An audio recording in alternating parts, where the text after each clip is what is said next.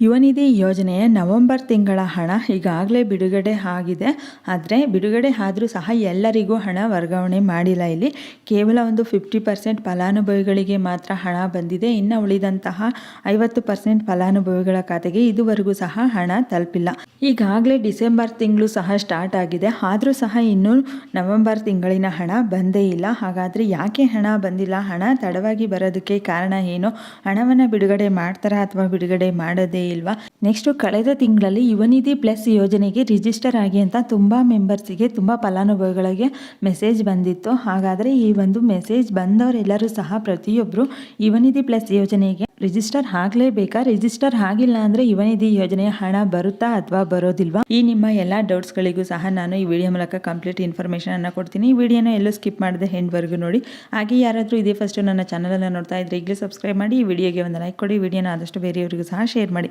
ಇದೇ ರೀತಿಯ ಇನ್ನೂ ಹೆಚ್ಚಿನ ಲೇಟೆಸ್ಟ್ ಅಪ್ಡೇಟ್ಸ್ಗಳಿಗಾಗಿ ಟೆಲಿಗ್ರಾಮ್ ಚಾನಲ್ಗೆ ಜಾಯ್ನ್ ಆಗಿ. ಈ ಯುವನಿಧಿ ಪ್ಲಸ್ ಯೋಜನೆಗೆ ರಿಜಿಸ್ಟರ್ ಆದರೆ ಮಾತ್ರ ಯುವನಿಧಿ ಯೋಜನೆಯ ಹಣ ಬರುತ್ತಾ? ಈ ರಿಜಿಸ್ಟರ್ ಏನಾದರೂ ಕಂಪಲ್ಸರಿನಾ? ರಿಜಿಸ್ಟರ್ ಆದವರಿಗೆ ಮಾತ್ರ ಹಣ ಬರುತ್ತಾ? ರಿಜಿಸ್ಟರ್ ಆಗಿಲ್ಲ ಅಂದರೆ ಏನಾದರೂ ಪ್ರಾಬ್ಲಮ್ ಆಗುತ್ತಾ ಅಂತ ನೋಡೋದಾದರೆ, ಈ ಯುವನಿಧಿ ಪ್ಲಸ್ ಮತ್ತು ಯುವನಿಧಿ ಯೋಜನೆಗೂ ಯಾವುದೇ ಸಂಬಂಧ ಇರೋದಿಲ್ಲ. ನೀವು ರಿಜಿಸ್ಟರ್ ಆದರೂ ರಿಜಿಸ್ಟರ್ ಆಗದೇ ಇದ್ರೂ ಸಹ ನಿಮಗೆ ಯುವನಿಧಿ ಯೋಜನೆಯ ಹಣ ಕಂಪಲ್ಸರಿ ಬರ್ತಾ ಹೋಗುತ್ತೆ.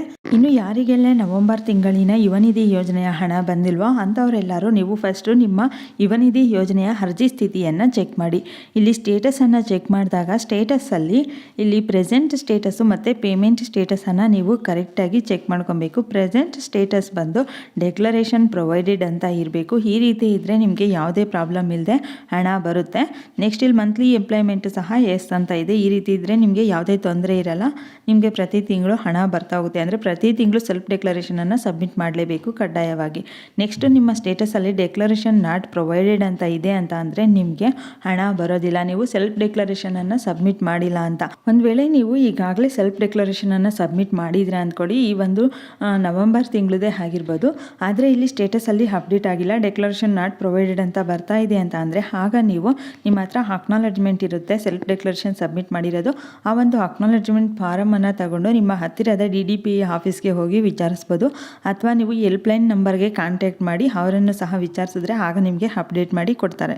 ನೆಕ್ಸ್ಟು ಸ್ಟೇಟಸನ್ನು ಚೆಕ್ ಮಾಡಿದಾಗ present status DBT processed, payment status success ಅಂತ ಇದೆ ಅಂತ ಅಂದರೆ ಈಗಾಗಲೇ ನಿಮ್ಮ ಖಾತೆಗೆ ಹಣ ತಲುಪಿದೆ ಅಂತ.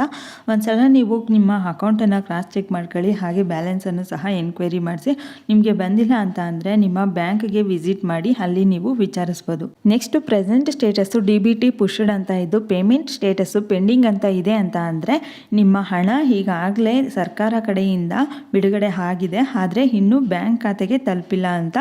ಈಗ ಬ್ಯಾಂಕ್ ಖಾತೆಗೆ ತಲುಪೋ ಪ್ರೋಸೆಸ್ಸಲ್ಲಿರುತ್ತೆ. ಆ ಪ್ರೋಸೆಸ್ ಕಂಪ್ಲೀಟ್ ಆದಮೇಲೆ ನಿಮ್ಮ ಬ್ಯಾಂಕ್ ಖಾತೆಗೆ ಹಣ ತಲುಪುತ್ತೆ. ನೆಕ್ಸ್ಟ್ ಇನ್ನು ಯಾರಿಗೆಲ್ಲ ಯುವನಿಧಿ ಯೋಜನೆಯ ನವೆಂಬರ್ ತಿಂಗಳಿನ ಹಣ ಬಿಡುಗಡೆ ಆಗಿಲ್ವೋ ಅಂತಹ ಫಲಾನುಭವಿಗಳ ಖಾತೆಗೆ ಹಣ ಯಾವಾಗ ಬಿಡುಗಡೆ ಮಾಡ್ತಾರೆ, ಯಾಕೆ ಇದುವರೆಗೂ ಸಹ ಬಿಡುಗಡೆ ಮಾಡಿಲ್ಲ ಅಂತ ನೋಡೋದಾದರೆ, ಈಗ ಈ ಒಂದು ನವೆಂಬರ್ ತಿಂಗಳ ಹಣ ಆಗಿರ್ಬೋದು ಅಥವಾ ಹಿಂದೆ ಅಕ್ಟೋಬರು, ಸೆಪ್ಟೆಂಬರು ಎಲ್ಲ ತಿಂಗಳ ಹಣವನ್ನು ಸಹ ಇಲ್ಲಿ ಒಂದೇ ದಿನಾಂಕದಂದು ಎಲ್ಲ ಫಲಾನುಭವಿಗಳ ಖಾತೆಗೂ ಸಹ ಹಣ ವರ್ಗಾವಣೆ ಮಾಡ್ತಾ ಇಲ್ಲ.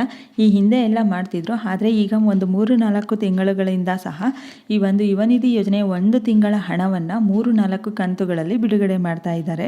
ಹೀಗಾಗಿನೇ ಹಣ ಬರೋದು ಲೇಟ್ ಆಗ್ತಾ ಇದೆ. ಮೊದಲನೇ ರೌಂಡ್ ಹಣ ಬಿಡುಗಡೆ ಆಗಿದ 5 ದಿನದ ಒಳಗಡೆನೆ ಈಗ ಸೆಕೆಂಡ್ ರೌಂಡ್ ಹಣನೂ ಬಿಡುಗಡೆ ಮಾಡ್ತಾ ಇದ್ರು. ಆದರೆ ಈ ಒಂದು ತಿಂಗಳಲ್ಲಿ ಈಗಾಗಲೇ ಹಣ ಬಂದು ಈ 7-8 ದಿನ ಆದರೂ ಸಹ ಇನ್ನೂ ಎರಡನೇ ರೌಂಡಿನ ಹಣವನ್ನು ಬಿಡುಗಡೆ ಮಾಡಿಲ್ಲ. ಇದಕ್ಕೆ ಕಾರಣ ಏನು ಅಂತ ಅಂದರೆ ಈಗ ಸರ್ವರ್ ಪ್ರಾಬ್ಲಮ್ಮು, ಹಾಗೆ ಇದ್ರ ಜೊತೆಗೆ ಈಗ ಗೃಹಲಕ್ಷ್ಮಿ ಮತ್ತು ಅನ್ನಭಾಗ್ಯ ಯೋಜನೆಯ ಹಣವನ್ನು ಸಹ ಒಟ್ಟಿಗೆ ಬಿಡುಗಡೆ ಮಾಡ್ತಾ ಇದ್ದಾರೆ. ಹಾಗಾಗಿನೇ ಇಲ್ಲಿ ಹಣ ತಲುಪೋದಕ್ಕೆ ಲೇಟ್ ಆಗ್ತಾ ಇದೆ. ಯಾರಿಗೆಲ್ಲ ಈ ಒಂದು ನವೆಂಬರ್ ತಿಂಗಳ ಯುವನಿಧಿ ಯೋಜನೆಯ ಹಣ ಬಂದಿಲ್ವೋ ಅಂತಹ ಫಲಾನುಭವಿಗಳಿಗೆ ಈ ಒಂದು ಡಿಸೆಂಬರ್ ತಿಂಗಳ 10ನೇ ತಾರೀಕಿನ ಒಳಗಡೆನೆ ಎಲ್ಲ ಹಣವನ್ನು ಸಹ ಜಮಾ ಮಾಡ್ತೀವಿ ಅಂತ ಮಾಹಿತಿಯನ್ನು ಕೊಟ್ಟಿದ್ದಾರೆ. ಈಗಾಗಲೇ ಡಿಸೆಂಬರ್ ತಿಂಗಳು ಸಹ ಪ್ರಾರಂಭವಾಗಿದೆ. ಈ ಒಂದು ಡಿಸೆಂಬರ್ ತಿಂಗಳಿನ ಸೆಲ್ಫ್ ಡೆಕ್ಲರೇಷನ್ನು ಈಗಾಗಲೇ 1ನೇ ತಾರೀಕಿನಿಂದನೇ ಪ್ರಾರಂಭ ಆಗಬೇಕಿತ್ತು, ಆದರೆ ಇನ್ನೂ ಸಹ ಪ್ರಾರಂಭ ಮಾಡಿಲ್ಲ.